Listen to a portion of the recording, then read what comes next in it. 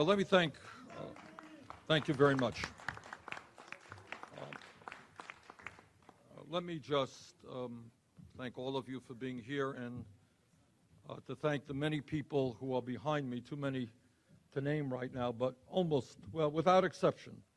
These are people who have dedicated their lives in the fight for economic and social and racial justice, and I appreciate all of the work that all of the folks behind me have done. In the early 1960s, just a few years ago, I was here in the city of Chicago as a student at the University of Chicago. And I must confess that I was not one of the great students at the University of Chicago. Got to admit that. And in fact, I ended up learning a lot more off campus than I did on campus. And what I ended up doing is spending a considerable amount of time working with people in the community, African Americans, Hispanics, trade unionists, and people who are fighting for racial and economic justice. And when I was a student at the University of Chicago, I was involved with a group called CORE, Congress on Racial Equality, led by a very great man named James Farmer.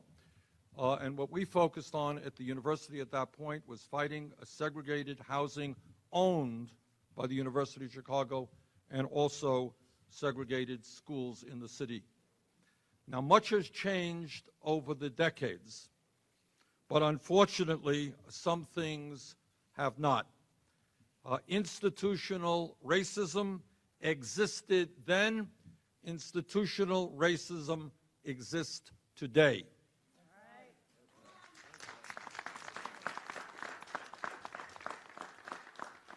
The criminal justice system was broken then. The criminal justice system remains broken today. And that is the sad reality of where we are as a country. So let me just say this kind of briefly. I consider the issues of institutional racism and reforming a broken criminal justice system one of the most important things that a president of the United States can do. And it will be an enormously high priority for me.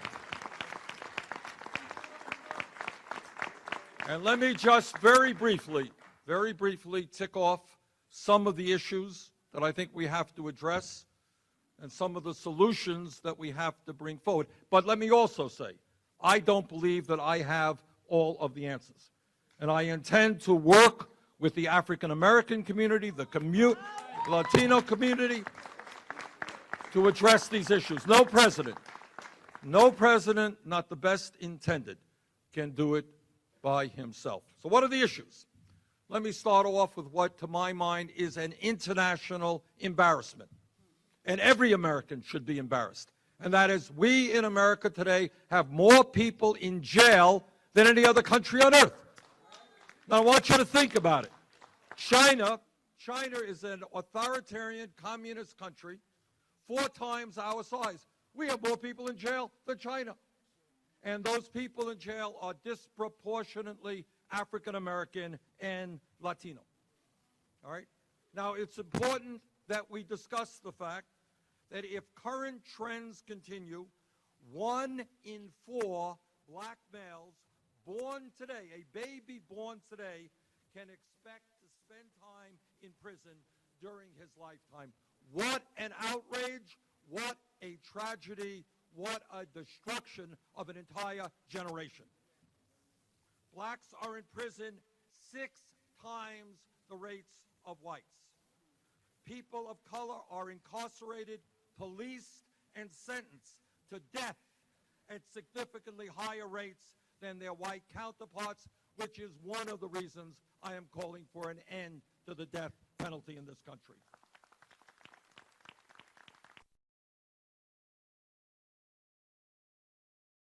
Americans all over the country, people with PhDs who worry that when they get in a car and travel, they're going to be pulled aside by a police officer and terrible things can happen.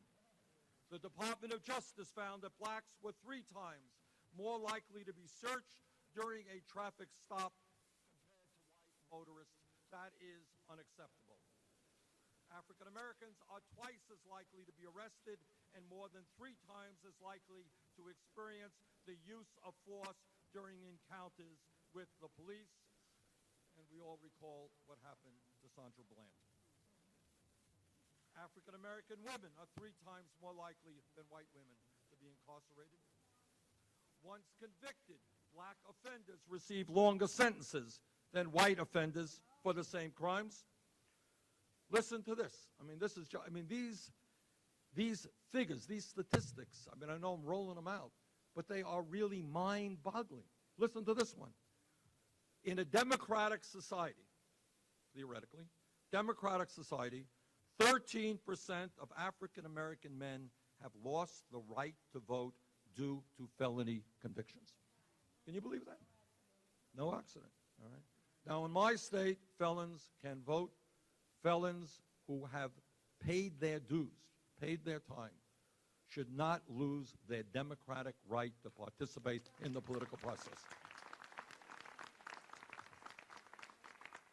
I want you all to think about the war, so-called war on drugs, and what that has done to this country, to white, black, and Hispanic people. African Americans comprise 14% of regular drug users, but are 37% of those arrested for drug offenses. Turns out that the African American community and the white community use marijuana in about equal rates.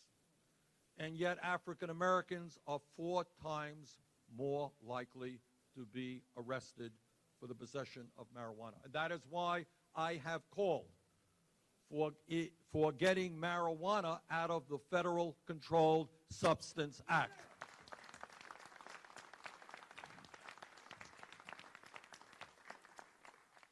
Too many, and over the decades I'm talking about millions of people, poor people, people of color, white people as well.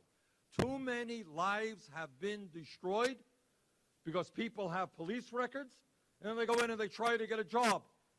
And the employer says, have you ever been arrested? Well, yes, I've been arrested. Well, thank you, I've got somebody else interested in the job. And then you don't get a job, what happens to you?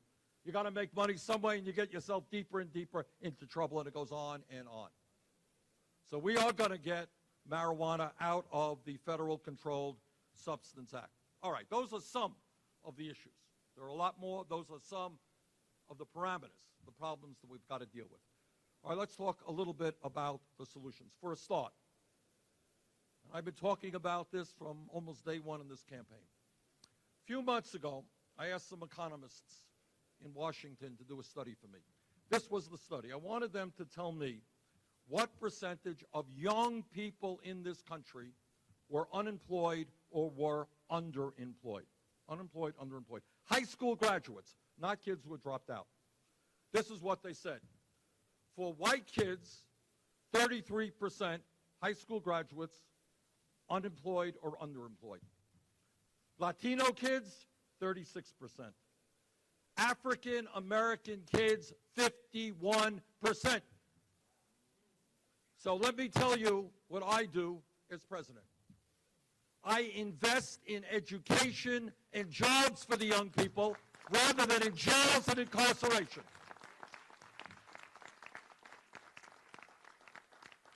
We have, unbelievably, it's unbelievable, 2.2 million people in federal, state, and local prisons.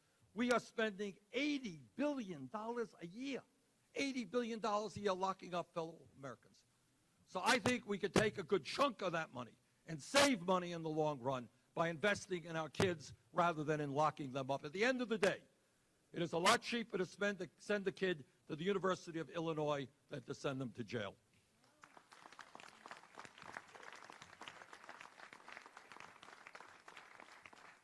Now, when we talk about criminal justice reform, we have got to obviously talk about police departments all over this country.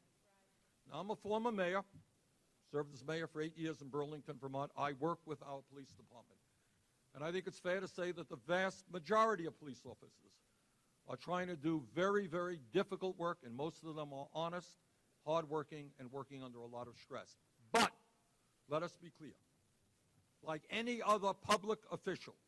When a police officer breaks the law, that officer must be held accountable.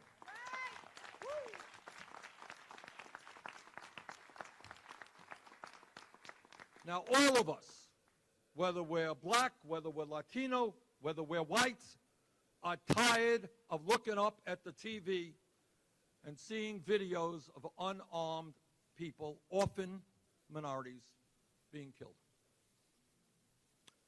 Now, some people think, well, this is a new phenomenon. Must have just happened in the last few years. We're just seeing it. Now, I don't know the statistics, but my guess is probably there is less of it now than there used to be.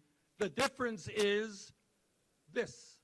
The difference is that now we have these cell phone videos that are now putting into video what is going on out on the streets, and we are seeing it on television. We need real police reform, and the bottom line is that lethal force should be the last option, not the first option. Okay? Now, again, being a cop is a difficult issue, and we all know. You're a police officer, someone is charging you with a gun, you're going to use that gun.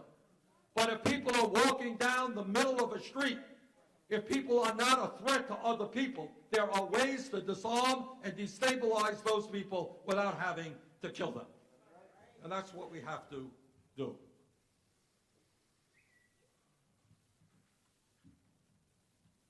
We need greater civilian oversight of police departments and ongoing and meaningful community engagement. Police departments cannot be the law unto themselves. They have got to be responsible to the communities that they serve.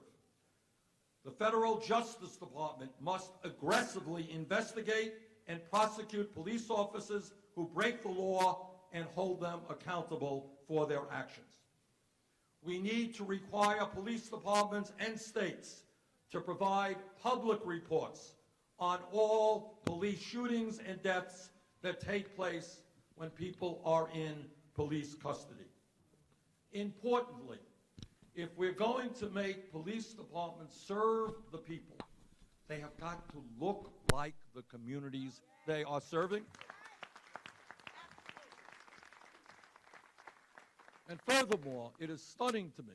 You turn on the TV and you see Ferguson, you see other communities, and you see police departments that look like occupying forces. I mean, you think you're in Iraq or in Afghanistan or someplace, not the United States of America. We have got to demilitarize our police departments. I want police departments to be part of their communities, not seen as oppressive forces. We must end the over-incarceration of nonviolent young Americans who do not pose a serious threat to our society. There are ways to deal with nonviolent crime rather than just locking people up. In terms of marijuana, as I mentioned, we got to rethink the war on drugs. Too much destruction of human life, too many problems. And that's why I will take marijuana out of the Federal Controlled Substance Act. We need to end prisons for profit.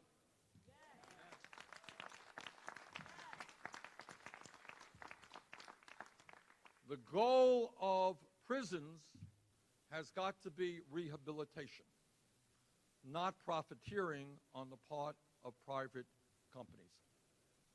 The goal of prisons has got to be to make sure that when people leave prison, they have the education, the job skills, the housing to return to a productive life rather than to fall back into the environment that they came from, so that they don't get back into jail again for the same reasons. The rate of recidivism in this country is much too high. We can and must do a lot better than we are currently doing.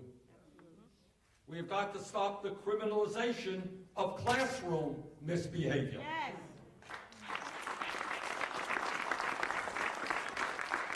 Yes. There is a pipeline from school to jail that we have got to turn into a pipeline from school to a promising future.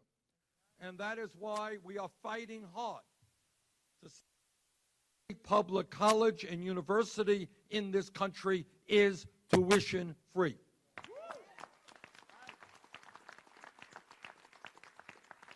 And why that is important is that there are kids in Chicago, kids in Burlington, Vermont, who come from families like mine, where my mom and dad never went to college. I want those kids in the 4th grade and the 5th grade, regardless of the income of their families. I want those children, their parents, and their teachers to know that if those kids study hard and do their schoolwork well, they will be able to get a college education regardless of the income of their families.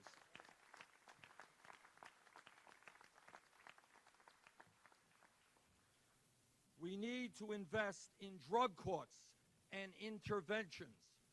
Addiction is a health issue, not a criminal issue.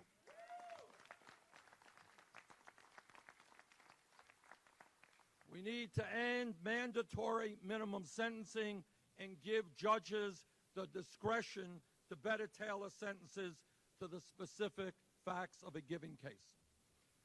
The federal system of parole needs to be reinstated. So those are just some of what I think has got to be done with criminal justice. We have got to do everything that we can to keep people from getting into crime and ending up in jail. We have got to make sure that when people who are in jail get out, they don't return back into jail. And we need laws that do not arrest millions of people for nonviolent crimes. So there is an enormous amount of work to be done. And I think what we are seeing in recent years is a coming together of all kinds of people, strange bedfellows, some conservatives who may not hold the view that we have, but they're saying, you know what, we're spending $80 billion a year. Why are we spending so much money? Isn't there a better way? Well, there is a better way.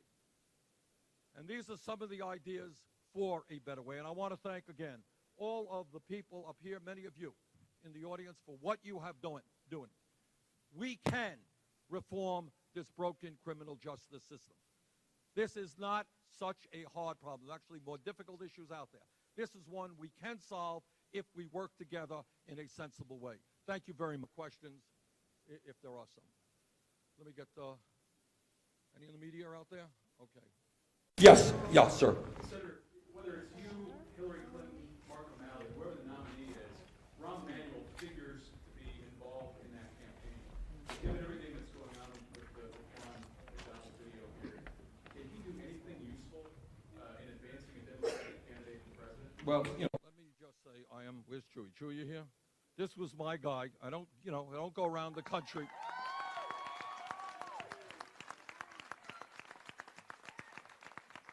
And I'll tell you why.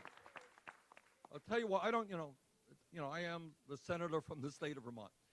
Okay, so I don't go around the country getting involved in local politics. Why did I come here to campaign for Chewy? I came here to campaign for him not only because of the ideas and the programs he brought forth, but even more significantly, he was trying to do and is trying to do here in Chicago what I'm trying to do nationally. He's bringing people together, working people, Latinos, African Americans, whites, to create a political movement so that local government, and in my case, the federal government, works for all of us rather than just the billionaire class. So if the question is, do I want or need Rahm Emanuel's support for president, in all due respect to the mayor, no, I don't.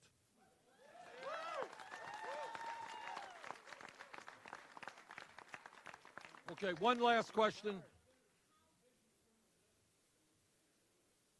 Whose vision? I suspect not, but I don't. No, I think there are very few folks. And by the way, I came up with this. I didn't sit down one night over the kitchen table and write all this stuff. We work with a lot of people, including some of the people up here. And I don't think this is comprehensive. It's not everything that has to be done. But my pledge is that I will continue to work with the best people in this country who know that our criminal justice system today is failing and that there is so much more. And let me conclude by saying this. I don't make a whole lot of promises on the campaign trail, but this is one promise I have made, and I repeat to everybody here. At the end of my first term as president, we will not have more people in jail than